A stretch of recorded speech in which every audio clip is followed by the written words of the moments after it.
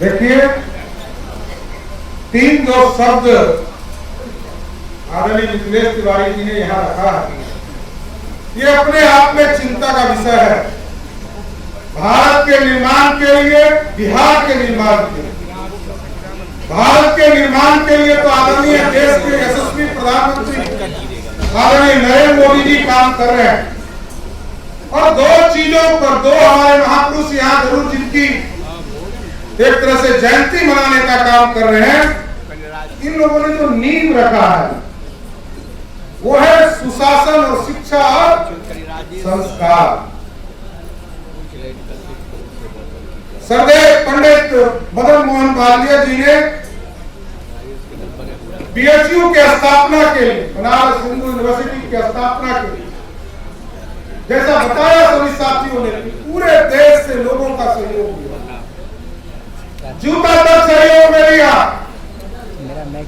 लेकिन शिक्षा को श्रेष्ठ बनाने के लिए उन्होंने सारी कुर्बानी देकर बीएचयू को स्थापित कर दिया।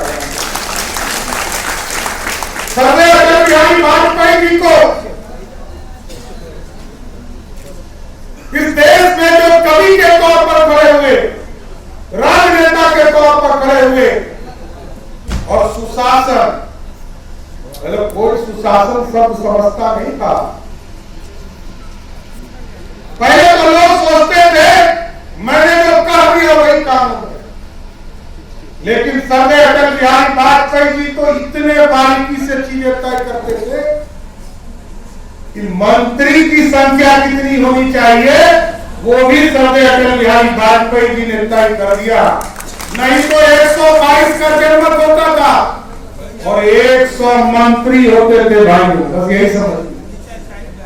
कोई कानून की व्यवस्था खड़ी नहीं थी, कोई कानून का सम्मान तक नहीं करता था, मर्यादा नहीं करता था।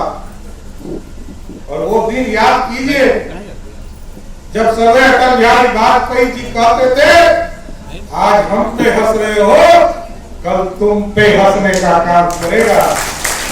और आज कांग्रेस पार्टी को लोग देखते होंगे जिसकी पीढ़ियां इस देश पर राज करने का काम किया, आज देश के लोग उसके तरफ हंस रहे हैं। ये इसलिए मैं कहता हूं कि ब्राह्मण कल भी श्रेष्ठ था, आज भी है और कल भी है। कई लोगों को खराब लगता है, देखिए आगे का भविष्य बताने वाला कौन होता, वही श्रेष्ठ होता है। आगे के भविष्य की चिंता करने वाला कौन होता है, वही श्रेष्ठ होता है। और जो आज को व्यवस्थित जीने वाला हो वही श्रेष्ठ है। और जिसने मांग कर चांग कर, लोग कहते हैं कि ब्राह्मण तो सब दिन भीख मांगते रह गए, भीख मांग कर समाज को खड़ा करने वाला वर्ग ब्राह्मण है, ये मैं कहता हूं। इसलिए साथियों, सरदार अटल बिहारी वाजपेयी के सपने को साकार किया जा रहा। और जब सुशासन चाहते हो, आज जो आतंक का राज स्थापित है, 3 चीज बिहार में चलता है। बहने, कई बहनें यहाँ बैठी है, मैं तो कहते रहता हूं शराब माफिया, जमीन माफिया और बालू माफिया, और ये तीनों को यदि हटा दीजिए बिहार में सुशासन स्थापित हो जाएगा। एक बार भारतीय जनता पार्टी को सहयोग कीजिए साहब। लंबे समय से नित्यानंद जी ने शुरुआत किया, पहली बार लड़ाई शुरुआत हुई, उसके पहले हम सरकार में रहते थे। कुछ दिन हमारे भाई को भी मौका मिला, फिर इनको भी इनके समय ही सरकार में आ गए। लेकिन साथियों ये सोचना पड़ेगा बिहार कहां जा रहा है, बिहार कैसे स्थापित होगा।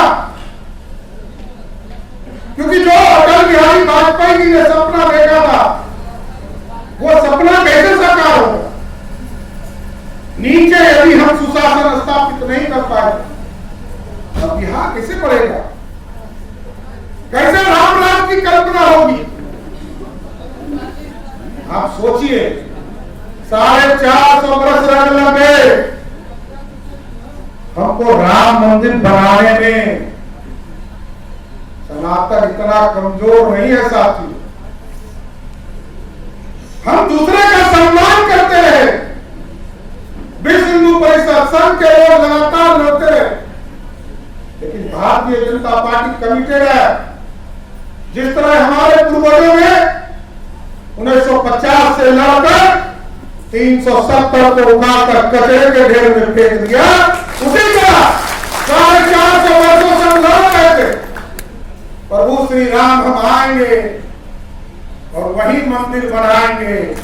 जब आपने आशीर्वाद दिया 2019 में, ये क्योंकि कमिटेड था।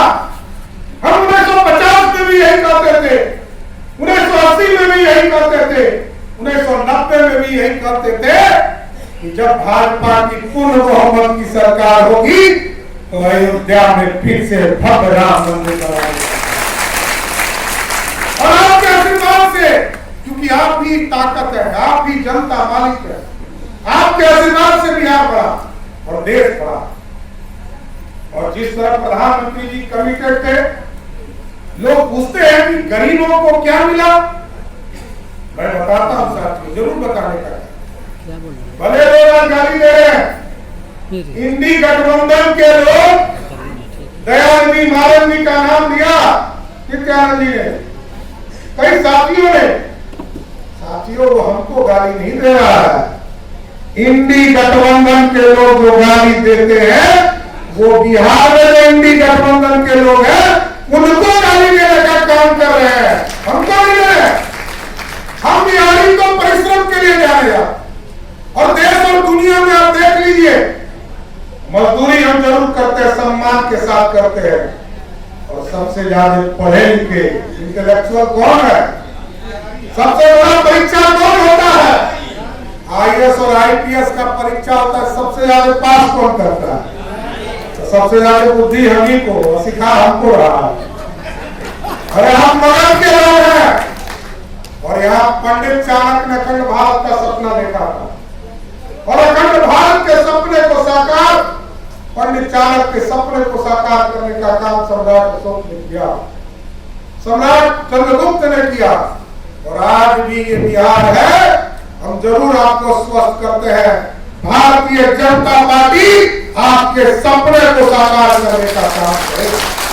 बिहार में सुशासन, बिहार में सुशासन स्थापित करना, शिक्षा का प्रसार प्रसार करना।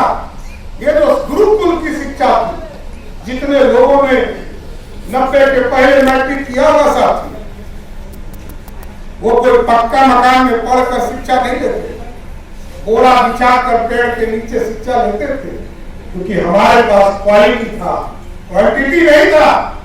शिक्षक एक गांव में हुआ करते थे और रात को कह देते थे 4 बजे सवेरे में गुरु आपको पीछे पीछे चलकर पढ़ाई करने का काम करना है। ये गुरुकुल कंसेप्ट को फिर से खड़ा करना है, ये पाठशाला का कंसेप्ट को खड़ा करना है, स्कूल के पूरे सब्जेक्ट को खत्म करना है। तभी आपका विकास होगा, जब हम सनातन धर्म के साथ साथ इस पूरे समाज को शिक्षा से जोड़ने का काम करेंगे साथी। इसलिए आज चेतना परिषद के माध्यम से श्रद्धेय अटल बिहारी वाजपेयी जी के, आदरणीय माननीय जी के जयंती समारोह को जिस तरह मिथिलेश तिवारी जी और पूरी टीम ने मनाने का काम किया है, कल भी हम इस कार्यक्रम को और भी पार्टी के स्तर पर मनाने का काम करेंगे। पूरे प्रदेश में हम सुशासन दिवस के तौर पर श्रद्धेय अटल बिहारी वाजपेयी जी के कार्यक्रम को मनाने का काम, जयंती मनाने का काम करेंगे। लेकिन जरूर आश्वस्त रखिए और विश्वास रखिए, इस देश में यदि आप चाहते हैं कि बिहार में बदलाव हो, बिहार में सुशासन स्थापित हो साथियों, तो 40 की 40 सीट जिताकर नरेंद्र मोदी जी को फिर से प्रधानमंत्री बनाएं, क्योंकि यह नींव होगा एक सुंदर बिहार बनाने का, एक विकसित बिहार बनाने का। आप सोचिए, हम सबसे पहले, बिहार एक ऐसा प्रदेश है जहां सबसे पहले टेक्नोलॉजी हम यूज करते हैं, लेकिन सबसे अंतिम हम चले जाते हैं। 1984 में आप सोचिए, पहली बार अंडरग्राउंड वायरिंग का काम शुरुआत इसी बेली रोड पे हुआ, और आज तक बिहार के गांव तक बारिश नहीं पहुंचा। शहरीकरण में हम एशिया में सबसे बड़े कॉलोनी के तौर पर जाने जाते हैं। कौन सा कॉलोनी था? और ऐसा कॉलोनी कहां कहां जहां खोलिएगा वहीं मिल जाएगा। ऐसा बिहार नहीं बना, सुंदर बिहार बना। और प्रधानमंत्री जी का डबल इंजन का सरकार, जो सपना अटल जी का भी कि बिहार में भाजपा का कमल खिले, तो ये जो 15 वर्ष तक लालू प्रसाद जी ने और 18 वर्ष तक नीतीश कुमार जी ने जो कीचड़ फैलाया है, इसी में घर घर तक एक एक विधानसभा में कमल खिलाने का काम कीजिए। हम सभी लोगों को विशेष तौर पर धन्यवाद देते हुए मिथिलेश जी और पूरी टीम को, यहाँ पर आए हुए सभी साथियों को धन्यवाद देते हुए, सच्ची श्रद्धांजलि देते हुए हम इस बात अपनी बातों को विराम देते हैं। बहुत बहुत धन्यवाद।